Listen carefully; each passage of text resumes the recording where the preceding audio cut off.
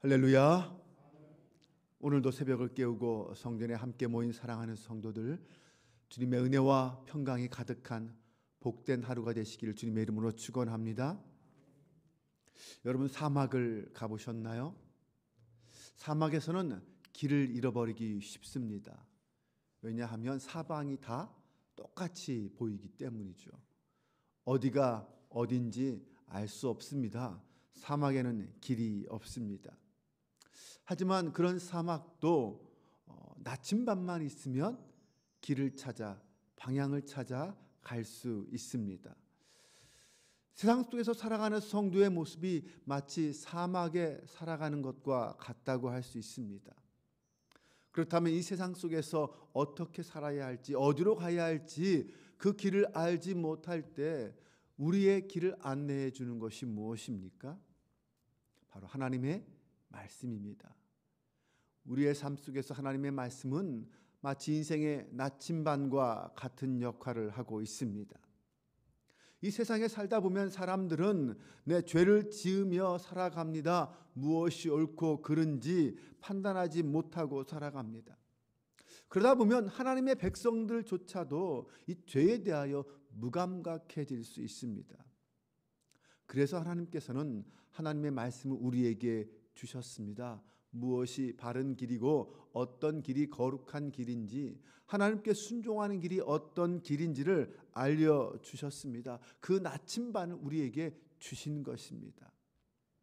그래서 그 하나님의 말씀을 기준 삼고 살아가는 것, 이것이 하나님의 백성의 삶의 모습입니다. 하나님은 이스라엘 백성들에게 시내산에서 바로 그 말씀을 주셨습니다. 그리고 그 말씀으로 이스라엘 백성들과 언약을 맺으셨습니다. 그 중에는 안식일의 계명도 있었습니다. 출애굽기 20장에 보면 10계명을 주시면서 네 번째 계명으로 안식일의 계명을 주십니다. 안식일을 지켜 그날을 거룩하게 하라. 그리고는 출애굽기 31장에 가면 좀 더 구체적으로 그 안식일을 어떻게 지켜야 하는지, 그리고 그 안식일의 계명을 어겼을 때 어떻게 되는지에 대해서 말씀해 주셨습니다. 출애굽기 31장 13절에서 15절을 보겠습니다. 너는 이스라엘 자손에게 말하여 이르기를 너희는 나의 안식일을 지키라. 이는 나와 너희 사이에 너희 대대의 표징이니 나는 너희를 거룩하게 하는 여호와인 줄 너희가 알게 함이라. 너희는 안식일을 지킬지니 이는 너희에게 거룩한 날이 됨이니라. 그날을 더럽히는 자는 모두 죽일지며 그날에 일하는 자는 모두 그 백성 중에서 그 생명이 끊어지리라. 엿새 동안은 일할 것이나 일곱째 날은 큰 안식일이니 여호와께 거룩한 것이라. 안식일에 일하는 자는 누구든지 반드시 죽일지니라. 하나님은 안식일을 거룩하게 지켜라. 그날엔 아무 일도 하지 말라라고 하십니다.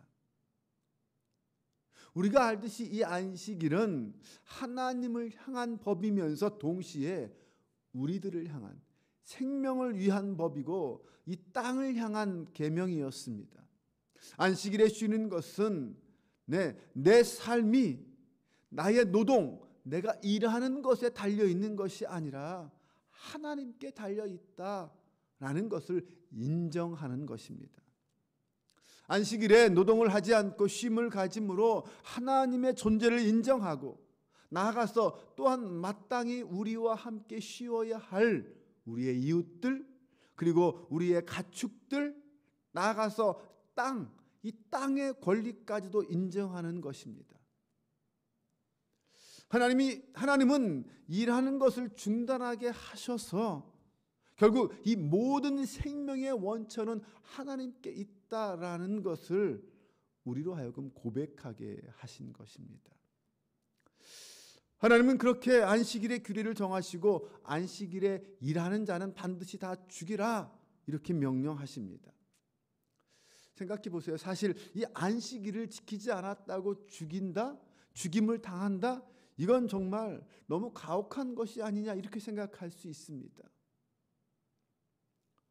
하지만 그것은 안 쉬었다고 죽이는 것은 아닙니다.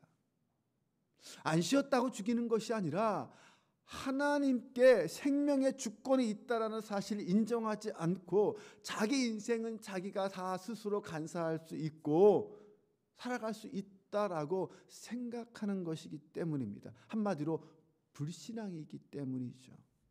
결국 그런 생각은 하나님을 없는 존재로 취급하는 것과 같습니다. 하나님 없이도 나 잘 살 수 있다라는 거죠.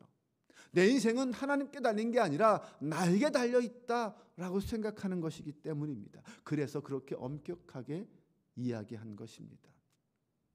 그런데 이런 강력한 규례에도 불구하고 실제로 안식일에 일한 사람이 생겼습니다.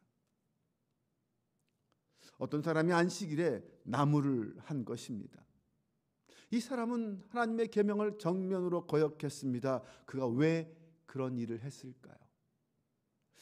그는 분명히 안식일에 관한 계명을 들었을 것입니다. 알고 있었습니다. 하지만 그는 하나님이 자기 인생의 공급자가 된다는 사실을 신뢰하지 못했습니다. 그 계명을 소홀하게 여기고 가볍게 여긴 것입니다. 안식일의 계명을 어긴 사람은 율법에 쓰여 있는 것처럼 마땅히 죽어야 했습니다. 그런데 모세와 아론은 이 안식일에 일한 그 사람을 곧바로 죽이지 않고 하나님의 지시를 기다렸습니다. 하나님의 명령을 기다렸습니다. 하나님께서 어떤 응답을 주시든지 그 말씀대로 따르겠다라는 태도이기도 하죠.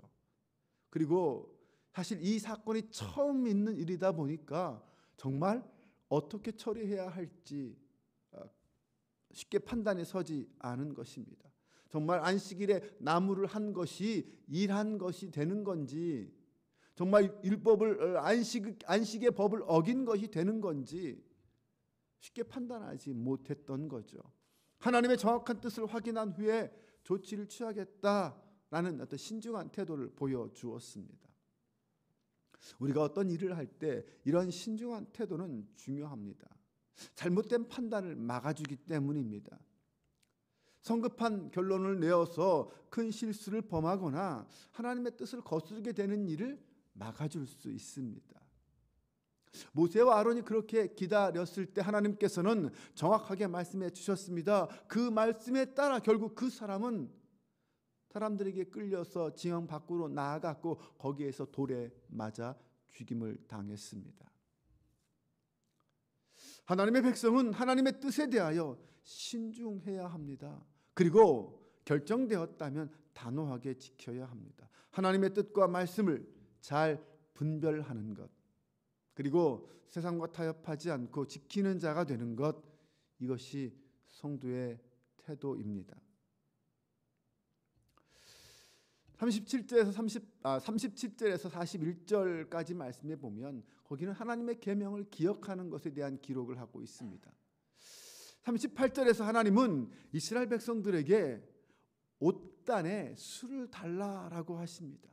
그리고 그 술과 함께 청새끈도 하나 달아라라고 명령하십니다. 그 이유는 하나님의 계명을 기억하게 하기 위함이다라고 말씀하십니다.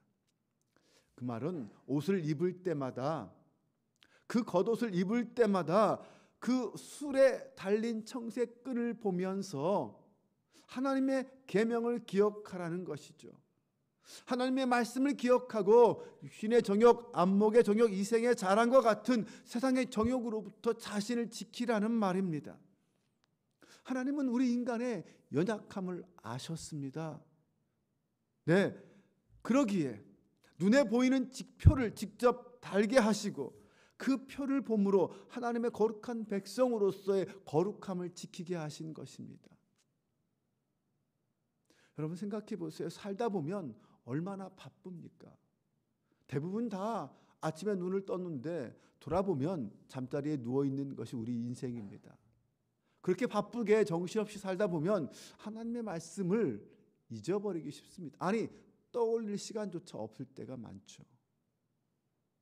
그런데 나만의 어떤 표식을 해놓으면 이걸 볼 때마다 그 말씀이 생각나고 이걸 볼 때마다 하나님을 생각할 수 있다면 이거 정말 좋은 방법 아닙니까? 하나님은 사소해 보이는 이 옷단의 수를 통해서도 하나님의 백성임을 기억하고 하나님의 말씀이 무엇인지를 생각하게 하셨습니다. 그래서 하나님의 백성들로 하여금 거룩함과 정결함을 잃지 않도록 만드신 것입니다. 그리고 하나님은 이것을 대대로 행하라라고 말씀하셨습니다. 이 말이 무슨 뜻입니까? 부모가 자녀에게, 자녀가 자신의 그 자녀에게 계속해서 옷을 지어줄 때마다 그 옷에 술을 달아주고 청색끈을 달아주면서 이것이 무엇을 의미하는 것인지를 설명해 주라는 것입니다. 그렇게 함으로써 하나님의 백성으로서 다른 사람들과는 다른 영적 정체성을 가르쳐 주라는 것이죠. 한마디로 신앙 교육을 하라는 것입니다. 이스라엘은 그렇게 자신의 신앙의 유산들을 그런 방법으로 넘겨주었습니다. 매일 입는 옷에도 하나님의 말씀을 기억하는 이 표식을 달라고 하신 이 하나님의 명령. 오늘 이 명령 우리에게도 큰 도전을 줍니다. 악하고 음란한 이 세대에 물들지 않고 정결하고 정직하고 진실하게 살아갈 수 있는 유일한 방법은 하나님의 말씀을 기억하고 그 말씀대로 사는 방법밖에 없습니다. 그 말씀을 날마다 순간마다 기억하게 하는 좋은 방법이 있을까요? 이스라엘 백성들이 옷깃에 달았던 청색 술과 같은 것이 오늘 이 시대 우리에게는 어떤 것들이 있을 수 있을까요? 예를 들면 십자가 장식이나 십자가 목걸이 같은 것도 생각할 수 있을 것입니다. 또 차량에 말씀 스티커를 붙여놓는 것도 그렇게 하나님의 말씀을 기억하는 것으로 할 수 있을 것 같습니다. 어쨌든 자신만의 다양한 방법들을 사용할 수 있을 거예요. 저도 제 차에 이 백미러에 나무 십자가를 하나 걸어놨습니다. 운전할 때마다 시작할 때마다 그 십자가를 보고 시작합니다. 운전할 때도 제가 하나님의 사람임을 되새기려는 것이기도 하죠. 어쨌든 뭔가 나만의 말씀 스티커든 뭐든 나만의 뭔가 표시를 붙여놓고 그걸 볼 때마다 지금 내가 누구인지, 지금 내가 누구 앞에 서 있는지를 되새긴다면 좋을 것 같습니다. 물론 무엇을 붙여놓느냐보다 더 중요한 것은 내가 말씀대로 살겠습니다라는 의지와 결단의 자세입니다. 하나님이 거룩하니 나도 거룩해야 한다. 내가 하나님의 백성이다. 내가 목사다라는 것을 스스로 날마다 되새기는 것도 더 중요하다는 것입니다. 우리는 늘 말씀을 묵상함으로 마음에 그 말씀을 새기고 말씀을 지키기에 힘쓰는 거룩한 백성이 되어야 합니다. 하나님의 말씀은 나침반과 같다고 했습니다. 그 말씀의 나침반을 보고 나아가는 사람은 결코 인생의 길을 잃지 않을 것입니다. 광야의 이스라엘 백성이 하나님의 말씀을 기억하고 그 말씀대로 살아가며 순종하는 동안에는 그들은 형통했습니다. 하나님의 말씀대로 행하는 사람은 분명 시냇가에 심은 나무처럼 형통하게 될 것입니다. 매일 그 말씀을 묵상하며 그 말씀을 내 삶의 기준으로 삼고 그 말씀이 선택하는 길을 선택하는 저와 여러분 되시기를 주님의 이름으로 축원합니다. 기도합니다. 하나님, 우리를 당신의 자녀로 택하시고 부르신 하나님은 우리에게 거룩한 백성으로서 거룩한 삶을 요구하셨습니다. 날마다 말씀을 기억하며 순종함으로써 하나님을 향한 정욕을 이기는 하나님의 백성들 되게 하여 주옵소서. 사랑의 하나님, 우리 안에 하나님의 말씀에 대한 소중함과 존귀함을 더하여 주옵소서. 말씀하신 대로 순종함으로 하나님의 하나님 되심을 인정하는 저희가 되기를 원합니다. 주님의 말씀은 우리 인생의 나침반과 같다고 하였습니다. 삶의 모든 순간 내가 서 있는 곳이 하나님이 기뻐하는 곳인지 깨달아 알게 하시고 내가 언제 어디로 가야 할지 분별하는 지혜가 있게 하여 주옵소서. 날마다 말씀과 함께 말씀 안에 거하는 주님의 자녀들이 되게 하여 주옵소서. 오늘도 우리와 함께 하시고 동행하시는 우리 주 예수 그리스도의 이름으로 기도합니다.